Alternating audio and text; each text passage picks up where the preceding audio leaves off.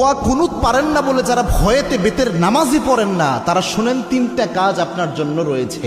এই 3টা কাজ করলে বেতের নামাজের পরিপূর্ণ সওয়াব আপনি পেয়ে যাবেন। সুবহানাল্লাহি ওয়া বিহামদিহি। ইসলাম যে কত সহজভাবে আপনাকে সমাধান দিয়েছে কল্পনা করতে পারবেন না। এই যে বেতের নামাজে যে দোয়া কুনুতটা আমরা পড়ি, এটা কিন্তু অনেকের মুখস্থ হয় না, যার কারণে অনেক বড় দেখে অনেকে বেতের নামাজই পড়ে না যে আমি দোয়া কুনুত পারি না, আমি কি বা পড়বো। অথবা অনেকে এমন রয়েছে বেতের নামাজে দাঁড়িয়ে দোয়া কুনুতের সময় চুপ করে থাকে, একটা শব্দ করে না, এরকম আছে অনেকে। তো এরকম কোনোটাই মাধ্যমেই আপনার কিন্তু দোয়া কুনুতের যে হক এটা আদায় হচ্ছে না। এবং বেতের নামাজ এটা কিন্তু ওয়াজিব একটি নামাজ, এই নামাজকে আপনি ইচ্ছা করে ছেড়ে দিতে পারবেন না, এবং ওয়াজিব সবসময় চাইলে আপনি তরক করতে পারবেন না। এই জন্য বেতের নামাজ গুরুত্বপূর্ণ।